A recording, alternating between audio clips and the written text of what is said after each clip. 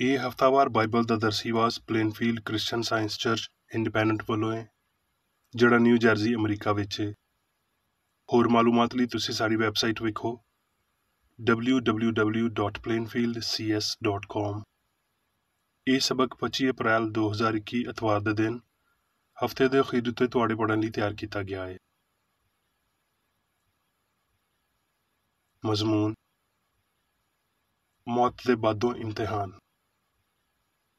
ਸੁਨਹਿਰੀ ਮਤਨ ਇਫਸੀਓਂ। ਐ ਸੌਣ ਵਾਲੇ ਜਾਗ ਤੇ ਮੁਰਦਿਆਂ ਵਿੱਚੋਂ ਜੀ ਉੱਠ, ਤੇ ਮਸੀਹ ਦੀ ਲੋਅ ਤੇਰੇ ਉੱਤੇ ਚਮਕੇਗੀ। ਜਵਾਬੀ ਪੜ੍ਹਾਈ। ਕ੍ਰਿੰਤੀਓਂ। ਐ ਭਰਾਵੋ, ਮੇਰਾ ਮਤਲਬ ਹੈ ਭਈ ਗੋਸ਼ਤ ਤੇ ਲਹੂ ਰੱਬ ਦੀ ਬਾਦਸ਼ਾਹੀ ਦੇ ਵਾਰਸ ਨਹੀਂ ਹੋ ਸਕਦੇ, ਤੇ ਨਾ ਫਨਾ ਬਕਾ ਦੀ ਵਾਰਸ ਹੋ ਸਕਦੀ ਏ। ਵੇਖੋ, ਮੈਂ ਤੁਹਾਨੂੰ ਇੱਕ ਭੇਤ ਦੀ ਗੱਲ ਆਖਦਾ ਵਾਂ, ਅਸੀਂ ਸਾਰੇ ਤੇ ਨਹੀਂ ਸੌਵਾਂਗੇ, ਪਰ ਸਾਰੇ ਬਦਲ ਜਾਵਾਂਗੇ। ਤੇ ਇਹ ਇੱਕਦਮ ਵਿੱਚ, ਇੱਕ ਪਲ ਵਿੱਚ, ਪਿਛਲਾ ਨਰਸਿੰਘਾ ਫੂਕਦੇ ਹੀ ਹੋਵੇਗਾ, ਕਿਉਂ ਜੇ ਨਰਸਿੰਘਾ ਫੂਕਿਆ ਜਾਵੇਗਾ ਤੇ ਮੁਰਦੇ ਗੈਰ ਫਾਨੀ ਹਾਲਤ ਵਿੱਚ ਉੱਠਣਗੇ ਤੇ ਅਸੀਂ ਬਦਲ ਜਾਵਾਂਗੇ। ਕਿਉਂ ਜੇ ਜ਼ਰੂਰ ਹੈ ਭਈ ਇਹ ਫਾਨੀ ਬਦਨ ਬਕਾ ਦਾ ਜਾਮਾ ਪਾਵੇ ਤੇ ਮਰਨ ਵਾਲਾ ਬਦਨ ਹਮੇਸ਼ਾ ਦੀ ਹਯਾਤੀ ਦਾ ਜਾਮਾ ਪਾਵੇ। ਤੇ ਜਦੋਂ ਇਹ ਫਾਨੀ ਬਦਨ ਬਕਾ ਦਾ ਜਾਮਾ ਪਾ ਲਵੇਗਾ ਤੇ ਇਹ ਮਰਨ ਵਾਲਾ ਬਦਨ ਹਮੇਸ਼ਾ ਦੀ ਹਯਾਤੀ ਦਾ ਜਾਮਾ ਪਾ ਲਵੇਗਾ, ਤੇ ਉਹ ਅਖਾਣ ਪੂਰਾ ਹੋਵੇਗਾ ਜਿਹੜਾ ਲਿਖਿਆ ਹੈ ਭਈ ਮੌਤ ਜਿੱਤ ਦੀ ਬੁਰਕੀ ਬਣ ਗਈ। ਦਰਸੀਵਾਜ਼ ਬਾਈਬਲ ਵਿੱਚੋਂ ਜ਼ਬੂਰ। ਐ ਖੁਦਾਵੰਦ, ਹੱਕ ਨੂੰ ਸੁਣ, ਮੇਰੀ ਫਰਿਆਦ ਉੱਤੇ ਧਿਆਨ ਕਰ, ਮੇਰੀ ਦੁਆ ਉੱਤੇ ਜਿਹੜੀ ਬੇਰਿਆ ਬੁੱਲੀਆਂ ਵਿੱਚੋਂ ਨਿਕਲਦੀ ਏ ਕੰਨ ਧਰ। ਪਰ ਮੈਂ ਤੇ ਸੱਚਾਈ ਵਿੱਚ ਤੇਰਾ ਦੀਦਾਰ ਹਾਸਲ ਕਰਾਂਗਾ। ਮੈਂ ਜਦੋਂ ਜਾਗਾਂਗਾ ਤੇ ਤੇਰੀ ਸ਼ਬਾਹਤ ਨਾਲ ਰੱਜਾਂਗਾ। ਜ਼ਬੂਰ। ਰੱਬ ਸਾਡੇ ਲਈ ਛੁਡਾਉਣ ਵਾਲਾ ਏ, ਤੇ ਮੌਤ ਤੋਂ ਬਚਣ ਦੀਆਂ ਰਾਹਾਂ ਵੀ ਖੁਦਾਵੰਦ ਰੱਬ ਦੀਆਂ ਨੇ। ਹੋਸੇ। ਮੈਂ ਮਿਸਰ ਦੇ ਮੁਲਕ ਤੋਂ ਹੀ ਖੁਦਾਵੰਦ ਤੇਰਾ ਰੱਬ ਹਾਂ, ਤੇ ਮੇਰੇ ਇਲਾਵਾ ਤੂੰ ਕਿਸੇ ਮਾਬੂਦ ਨੂੰ ਨਹੀਂ ਜਾਣਦਾ ਸੀ, ਕਿਉਂ ਜੇ ਮੇਰੇ ਇਲਾਵਾ ਕੋਈ ਹੋਰ ਮੁਕਤੀ ਦੇਣ ਵਾਲਾ ਨਹੀਂ ਹੈ। ਐ ਇਸਰਾਏਲ, ਇਹੀ ਤੇਰੀ ਹਲਾਕਤ ਏ ਭਈ ਤੂੰ ਮੇਰਾ ਯਾਨੀ ਆਪਣੇ ਮਦਦਗਾਰ ਦਾ ਮੁਖਾਲਫ ਬਣਿਆ। ਮੈਂ ਉਹਨਾਂ ਨੂੰ ਪਤਾਲ ਦੇ ਕਾਬੂ ਤੋਂ ਮੁਕਤੀ ਦੇਵਾਂਗਾ, ਮੈਂ ਉਹਨਾਂ ਨੂੰ ਮੌਤ ਤੋਂ ਬਚਾਵਾਂਗਾ। ਐ ਮੌਤ, ਤੇਰੀ ਵਬਾ ਕਿੱਥੇ ਹੈ? ਐ ਪਤਾਲ, ਤੇਰੀ ਹਲਾਕਤ ਕਿੱਥੇ ਹੈ? ਲੂਕਾ। ਫਿਰ ਯਿਸੂ ਪਾਕ ਰੂਹ ਨਾਲ ਭਰਿਆ ਹੋਇਆ ਯਰਦਨ ਤੋਂ ਪਰਤਿਆ। ਲੂਕਾ। ਜਦ ਯਿਸੂ ਪਰਤ ਕੇ ਆ ਰਿਹਾ ਸੀ ਤੇ ਲੋਕੀ ਉਹਨੂੰ ਖੁਸ਼ੀ ਨਾਲ ਮਿਲੇ, ਕਿਉਂ ਜੇ ਸਾਰੇ ਉਹਦੀ ਰਾਹ ਵੇਖਦੇ ਸੀ। ਤੇ ਵੇਖੋ, ਯਾਇਰ ਨਾਂ ਦਾ ਇੱਕ ਬੰਦਾ ਜਿਹੜਾ ਇਬਾਦਤਖਾਨੇ ਦਾ ਸਰਦਾਰ ਸੀ ਆਇਆ, ਤੇ ਯਿਸੂ ਦੇ ਪੈਰਾਂ ਵਿੱਚ ਡਿੱਗ ਕੇ ਉਹਦੀ ਮਿੰਨਤ ਕੀਤੀ ਭਈ ਮੇਰੇ ਘਰ ਚੱਲ, ਕਿਉਂ ਜੇ ਉਹਦੀ ਇਕਲੌਤੀ ਧੀ ਘੱਟੋ ਘੱਟ 12 ਵਰ੍ਹਿਆਂ ਦੀ ਸੀ, ਮਰਨ ਵਾਲੀ ਸੀ। ਉਹ ਇਹ ਆਖ ਹੀ ਰਿਹਾ ਸੀ ਭਈ ਇਬਾਦਤਖਾਨੇ ਦੇ ਸਰਦਾਰ ਵੱਲੋਂ ਕਿਸੇ ਨੇ ਆ ਕੇ ਆਖਿਆ, ਤੇਰੀ ਧੀ ਮਰ ਗਈ ਏ, ਉਸਤਾਦ ਨੂੰ ਤਕਲੀਫ ਨਾ ਦੇ। ਯਿਸੂ ਨੇ ਸੁਣ ਕੇ ਉਹਨੂੰ ਜਵਾਬ ਦਿੱਤਾ, ਡਰ ਨਾ, ਬਸ ਭਰੋਸਾ ਰੱਖ, ਉਹ ਬਚ ਜਾਵੇਗੀ। ਤੇ ਘਰ ਵਿੱਚ ਅੱਪੜ ਕੇ ਪਤਰਸ ਤੇ ਯੂਹੰਨਾ ਤੇ ਯਾਕੂਬ ਤੇ ਕੁੜੀ ਦੇ ਮਾਂ-ਪਿਓ ਦੇ ਇਲਾਵਾ ਕਿਸੇ ਨੂੰ ਆਪਣੇ ਨਾਲ ਅੰਦਰ ਨਾ ਜਾਣ ਦਿੱਤਾ। ਤੇ ਸਾਰੇ ਉਹਦੇ ਲਈ ਰੋ ਪਿੱਟ ਰਹੇ ਸੀ, ਪਰ ਉਹਨੇ ਆਖਿਆ, ਮਾਤਮ ਨਾ ਕਰੋ, ਉਹ ਮਰੀ ਨਹੀਂ ਬਲਕਿ ਸੌਂਦੀ ਏ। ਉਹ ਉਹਦੇ ਉੱਤੇ ਹੱਸਣ ਲੱਗ ਪਏ, ਕਿਉਂ ਜੇ ਉਹ ਜਾਣਦੇ ਸੀ ਭਈ ਉਹ ਮਰ ਗਈ ਏ। ਪਰ ਉਹਨੇ ਉਹਦਾ ਹੱਥ ਫੜਿਆ ਤੇ ਆਖਿਆ, ਐ ਲੜਕੀ, ਉੱਠ। ਉਹਦੀ ਰੂਹ ਫੇਰ ਆਈ ਤੇ ਉਹ ਉਸੇ ਵੇਲੇ ਉੱਠੀ। ਫਿਰ ਯਿਸੂ ਨੇ ਹੁਕਮ ਦਿੱਤਾ ਭਈ ਕੁੜੀ ਨੂੰ ਕੁਝ ਖਾਣ ਪੀਣ ਨੂੰ ਦਿਓ। ਉਹਦੇ ਮਾਂ-ਪਿਓ ਹੈਰਾਨ ਹੋਏ। ਲੂਕਾ। ਜਦ ਫਰੀਸੀਆਂ ਨੇ ਉਹਨੂੰ ਪੁੱਛਿਆ ਭਈ ਰੱਬ ਦੀ ਬਾਦਸ਼ਾਹੀ ਕਦੋਂ ਆਵੇਗੀ, ਤੇ ਉਹਨੇ ਜਵਾਬ ਵਿੱਚ ਉਹਨਾਂ ਨੂੰ ਆਖਿਆ ਭਈ ਰੱਬ ਦੀ ਬਾਦਸ਼ਾਹੀ ਜ਼ਾਹਰੀ ਤੌਰ ਤੇ ਨਹੀਂ ਆਵੇਗੀ, ਤੇ ਲੋਕੀ ਇਹ ਨਹੀਂ ਆਖਣਗੇ ਭਈ ਵੇਖੋ ਇੱਥੇ ਹੈ ਜਾਂ ਉੱਥੇ ਹੈ, ਕਿਉਂ ਜੇ ਵੇਖੋ ਰੱਬ ਦੀ ਬਾਦਸ਼ਾਹੀ ਤੁਹਾਡੇ ਵਿਚਾਲੇ ਹੈ। ਰੋਮੀਓ। ਕੀ ਤੁਸੀਂ ਨਹੀਂ ਜਾਣਦੇ ਭਈ ਜਿਹਦੀ ਵਫਾਦਾਰੀ ਲਈ ਆਪਣੇ ਆਪ ਨੂੰ ਗੁਲਾਮਾਂ ਵਾਂਗ ਹਵਾਲੇ ਕਰ ਦਿੰਦੇ ਹੋ, ਉਹਦੇ ਗੁਲਾਮ ਹੋ ਜਿਹਦੇ ਫਰਮਾਬਰਦਾਰ ਹੋ, ਭਾਵੇਂ ਪਾਪ ਦੇ ਜਿਹਦਾ ਅੰਜਾਮ ਮੌਤ ਹੈ, ਤੇ ਭਾਵੇਂ ਫਰਮਾਬਰਦਾਰੀ ਦੇ ਜਿਹਦਾ ਅੰਜਾਮ ਰਾਸਤਬਾਜ਼ੀ ਹੈ। ਪਰ ਰੱਬ ਦਾ ਸ਼ੁਕਰ ਹੈ ਭਈ ਭਾਵੇਂ ਤੁਸੀਂ ਪਾਪ ਦੇ ਗੁਲਾਮ ਸੀ, ਫਿਰ ਵੀ ਦਿਲੋਂ ਉਹਦੀ ਤਾਲੀਮ ਦੇ ਫਰਮਾਬਰਦਾਰ ਹੋ ਗਏ ਜਿਹਦੇ ਸਾਂਚੇ ਵਿੱਚ ਤੁਸੀਂ ਢਾਲੇ ਗਏ ਸੀ। ਤੇ ਪਾਪ ਤੋਂ ਆਜ਼ਾਦ ਹੋ ਕੇ ਰਾਸਤਬਾਜ਼ੀ ਦੇ ਗੁਲਾਮ ਹੋ ਗਏ। ਪਰ ਹੁਣ ਪਾਪ ਤੋਂ ਆਜ਼ਾਦ ਤੇ ਰੱਬ ਦੇ ਗੁਲਾਮ ਹੋ ਕੇ ਤੁਹਾਨੂੰ ਆਪਣਾ ਫਲ ਮਿਲਿਆ, ਜਿਹਦੇ ਤੋਂ ਪਾਕੀਜ਼ਗੀ ਹਾਸਲ ਹੁੰਦੀ ਏ ਤੇ ਇਹਦਾ ਅੰਜਾਮ ਹਮੇਸ਼ਾ ਦੀ ਹਯਾਤੀ ਏ। ਕਿਉਂ ਜੇ ਪਾਪ ਦੀ ਮਜ਼ਦੂਰੀ ਮੌਤ ਏ, ਪਰ ਰੱਬ ਦੀ ਬਖਸ਼ਿਸ਼ ਸਾਡੇ ਖੁਦਾਵੰਦ ਯਿਸੂ ਮਸੀਹ ਵਿੱਚ ਹਮੇਸ਼ਾ ਦੀ ਹਯਾਤੀ ਏ। ਪਤਰਸ। ਸਾਡੇ ਖੁਦਾਵੰਦ ਯਿਸੂ ਮਸੀਹ ਦੇ ਰੱਬ ਤੇ ਪਿਓ ਦੀ ਵਡਿਆਈ ਹੋਵੇ, ਜਿਨੇ ਯਿਸੂ ਮਸੀਹ ਦੇ ਮੁਰਦਿਆਂ ਵਿੱਚੋਂ ਜੀ ਉੱਠਣ ਦੇ ਪਾਰੋਂ ਆਪਣੀ ਵੱਡੀ ਰਹਿਮਤ ਦੇ ਰਾਹੀਂ ਸਾਨੂੰ ਜ਼ਿੰਦਾ ਆਸ ਲਈ ਨਵੇਂ ਸਿਰੇ ਤੋਂ ਪੈਦਾ ਕੀਤਾ, ਤਾਂ ਜੋ ਇੱਕ ਗੈਰ ਫਾਨੀ ਤੇ ਬੇਦਾਗ ਤੇ ਲਾਜ਼ਵਾਲ ਮਿਰਾਸ ਨੂੰ ਹਾਸਲ ਕਰੀਏ। ਉਹ ਤੁਹਾਡੇ ਲਈ ਜਿਹੜੇ ਰੱਬ ਦੀ ਕੁਦਰਤ ਨਾਲ ਈਮਾਨ ਦੇ ਰਾਹੀਂ ਉਸ ਮੁਕਤੀ ਲਈ ਜਿਹੜੀ ਅਖੀਰੀ ਵੇਲੇ ਵਿੱਚ ਜ਼ਾਹਰ ਹੋਣ ਨੂੰ ਤਿਆਰ ਏ, ਮਹਿਫੂਜ਼ ਕੀਤੇ ਜਾਂਦੇ ਹੋ, ਅਸਮਾਨ ਉੱਤੇ ਮਹਿਫੂਜ਼ ਏ। ਇਹਦੇ ਪਾਰੋਂ ਤੁਸੀਂ ਖੁਸ਼ੀ ਮਨਾਉਂਦੇ ਹੋ ਭਈ ਤੁਹਾਡਾ ਅਜ਼ਮਾਇਆ ਹੋਇਆ ਈਮਾਨ, ਜਿਹੜਾ ਅੱਗ ਤੋਂ ਅਜ਼ਮਾਏ ਹੋਏ ਫਾਨੀ ਸੋਨੇ ਤੋਂ ਵੀ ਬਹੁਤਾ ਕੀਮਤੀ ਏ, ਯਿਸੂ ਮਸੀਹ ਦੇ ਜ਼ਹੂਰ ਵੇਲੇ ਤਾਰੀਫ ਤੇ ਜਲਾਲ ਤੇ ਇੱਜ਼ਤ ਦਾ ਬਾਇਸ ਬਣੇ।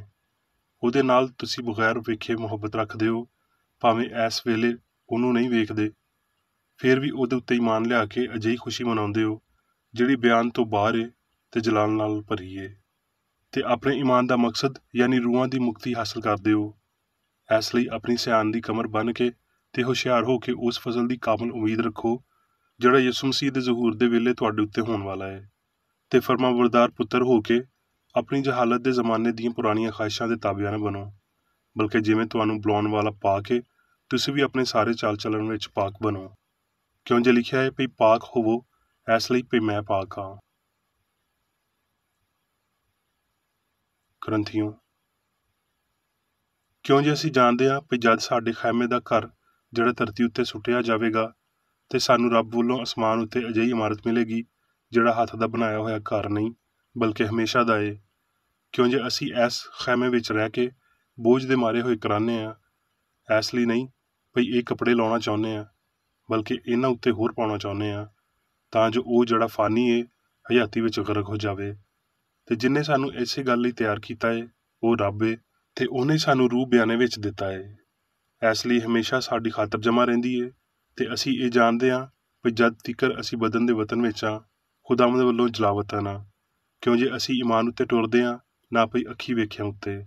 ਇਸ ਲਈ ਸਾਡੀ ਖਾਤਰ ਜਮ੍ਹਾਂ ਏ, ਤੇ ਸਾਨੂੰ ਬਦਨ ਦੇ ਵਤਨ ਤੋਂ ਵੱਖ ਹੋ ਕੇ ਰੱਬ ਦੇ ਵਤਨ ਵਿੱਚ ਰਹਿਣਾ ਬਹੁਤਾ ਮਨਜ਼ੂਰ ਏ। ਇਸੇ ਪਾਰੋਂ ਅਸੀਂ ਇਹ ਹੌਸਲਾ ਰੱਖਦੇ ਹਾਂ ਭਈ ਵਤਨ ਵਿੱਚ ਹੋਈਏ ਭਾਵੇਂ ਜਲਾਵਤਨ, ਉਹਨੂੰ ਖੁਸ਼ ਕਰੀਏ।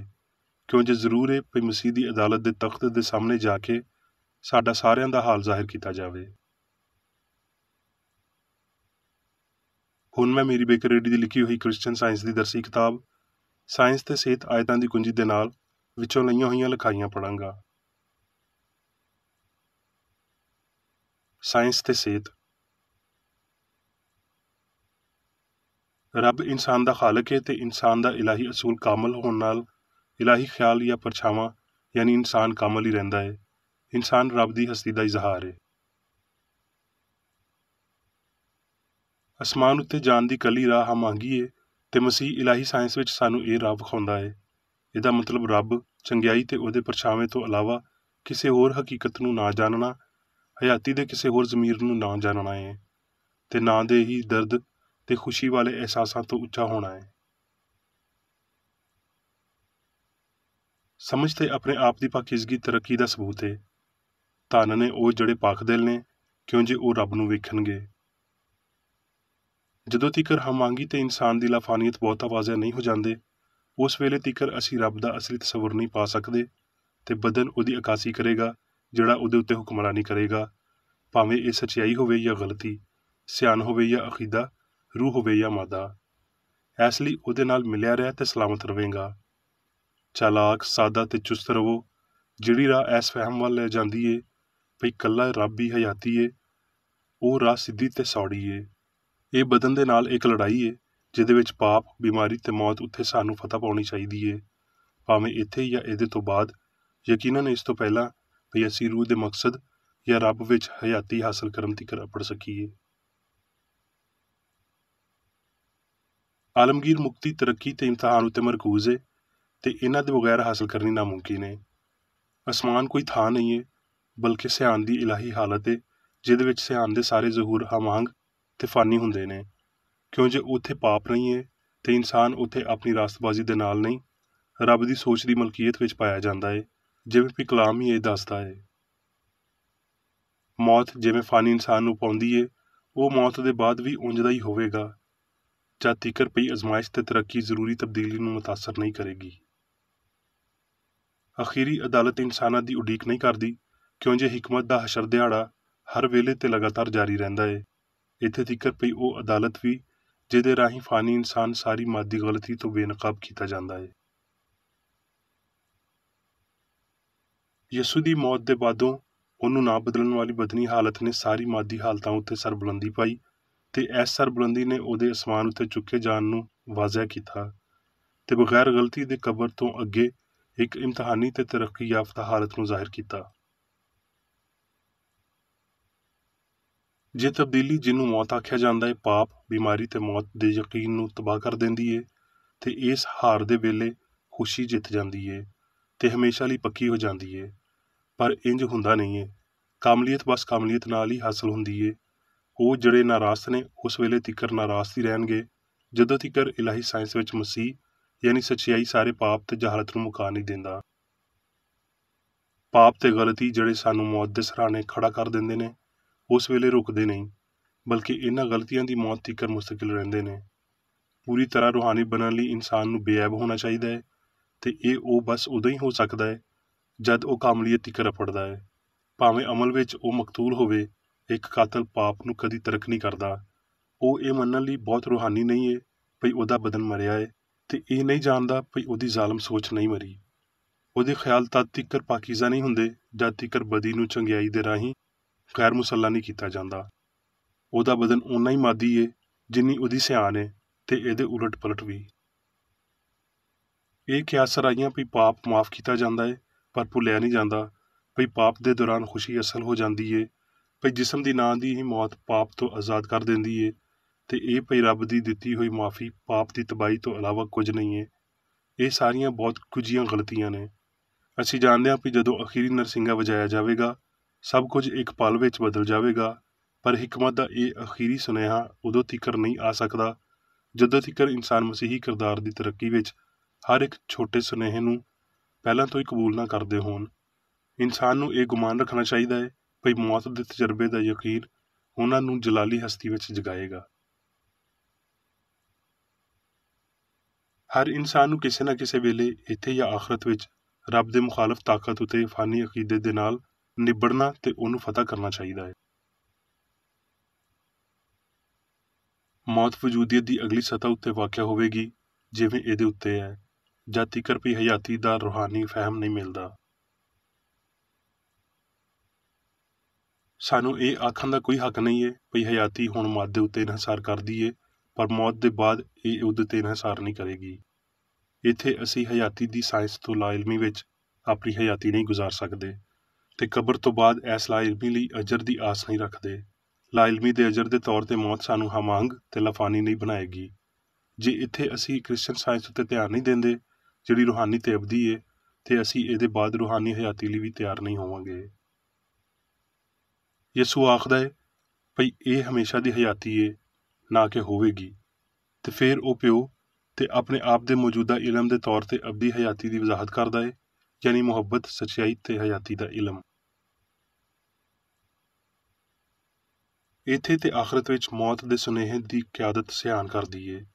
ਆਪਣੇ ਆਪ ਦੇ ਮਾਦੀ ਇਜ਼ਹਾਰ ਤੋਂ ਸੋਚ ਮੈਂ ਮੁਰਦਾ ਵਾਂ ਪੈਦਾ ਹੁੰਦੀ ਏ, ਤਾਂ ਜੋ ਸੱਚਾਈ ਦੇ ਐਸ ਛਨਕਣ ਵਾਲੇ ਲਫ਼ਜ਼ ਨੂੰ ਫੜ ਸਕੇ।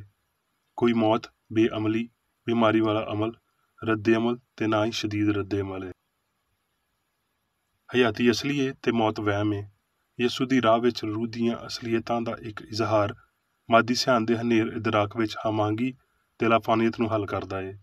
ਇਸ ਮੁਕਤਦਰ ਵੇਲੇ ਵਿੱਚ ਇਨਸਾਨ ਦੀ ਤਰਜੀਹ ਆਪਣੇ ਮਾਲਕ ਦੇ ਇਹਨਾਂ ਲਫ਼ਜ਼ਾਂ ਨੂੰ ਸਾਬਤ ਕਰਨਾ ਏ, ਜੇ ਕੋਈ ਬੰਦਾ ਮੇਰੇ ਕਲਾਮ ਉੱਤੇ ਅਮਲ ਕਰੇਗਾ ਤੇ ਉਹ ਹਮੇਸ਼ਾ ਤੀਕਰ ਕਦੀ ਮੌਤ ਨੂੰ ਨਾ ਵੇਖੇਗਾ।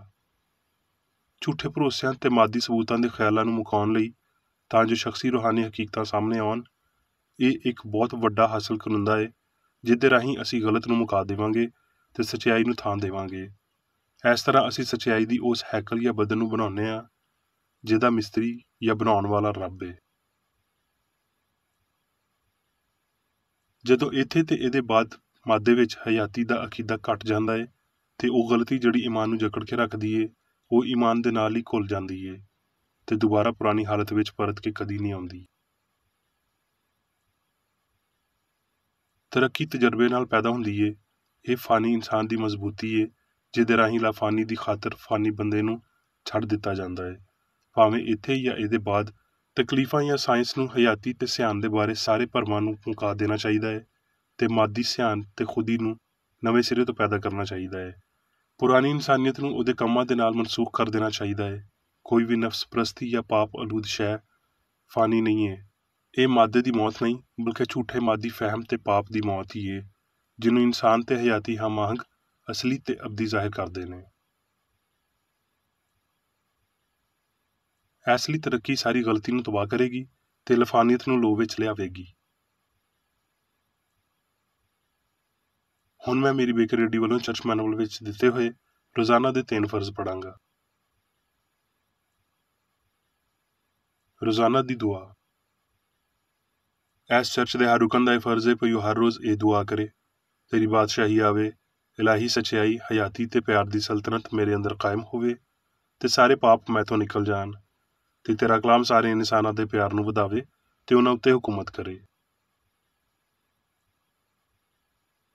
ਮਕਸਦਾਂ ਤੇ ਕੰਮਾਂ ਦਾ ਇੱਕ ਅਸੂਲ। ਨਾ ਕੋਈ ਮੁਖਾਲਫਤ ਤੇ ਨਾ ਕੋਈ ਜ਼ਾਤੀ ਤਾਲੁਕ ਮਾਦਰੀ ਚਰਚ ਦੇ ਕਿਸੇ ਰੁਕਨ ਦੇ ਮਕਸਦਾਂ ਜਾਂ ਕੰਮਾਂ ਉੱਤੇ ਅਸਰ ਕਰਨੇ ਚਾਹੀਦੇ।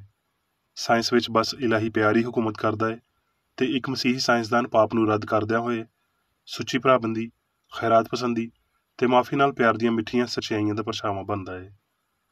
ਇਸ ਚਰਚ ਦੇ ਸਾਰੇ ਰੁਕਨਾਂ ਨੂੰ ਸਾਰੇ ਪਾਪਾਂ ਤੋਂ, ਗਲਤ ਤਰ੍ਹਾਂ ਦੀਆਂ ਪੇਸ਼ਨਗੋਈਆਂ, ਮੁਨਸਫੀਆਂ, ਮੁਜ਼ੰਮਤਾਂ, ਸਲਾਹਾਂ, ਗਲਤ ਅਸਰਾਂ ਨੂੰ ਲੈਣ ਤੇ ਗਲਤ ਅਸਰ ਦੇਣ ਤੋਂ ਆਜ਼ਾਦ ਰਹਿਣ ਲਈ ਹਰ ਰੋਜ਼ ਖਿਆਲ ਰੱਖਣਾ ਚਾਹੀਦਾ ਹੈ ਤੇ ਦੁਆ ਕਰਨੀ ਚਾਹੀਦੀ ਹੈ। ਫਰਜ਼ ਲਈ ਚੁਸਤੀ। ਇਸ ਚਰਚ ਦੇ ਹਰ ਰੁਕਨ ਦਾ ਇਹ ਫਰਜ਼ ਹੈ ਕਿ ਉਹ ਹਰ ਰੋਜ਼ ਜਾਰਹਾਨਾ ਜ਼ਹਿਨੀ ਸਲਾਹਾਂ ਦੇ ਖਿਲਾਫ ਆਪਣੇ ਆਪ ਨੂੰ ਤਿਆਰ ਰੱਖੇ ਤੇ ਰੱਬ, ਆਪਣੇ ਕਾਇਦ ਤੇ ਇਨਸਾਨਾਂ ਲਈ ਆਪਣੇ ਫਰਜ਼ਾਂ ਨੂੰ ਨਾ ਕਦੀ ਭੁੱਲੇ ਤੇ ਨਾ ਕਦੀ ਨਜ਼ਰਅੰਦਾਜ਼ ਕਰੇ। ਉਹਦੇ ਕੰਮਾਂ ਦੇ ਰਾਹੀਂ ਉਹਦਾ ਇਨਸਾਫ ਹੋਵੇਗਾ, ਉਹ ਬੇਕਸੂਰ ਜਾਂ ਕਸੂਰਵਾਰ ਹੋਵੇਗਾ।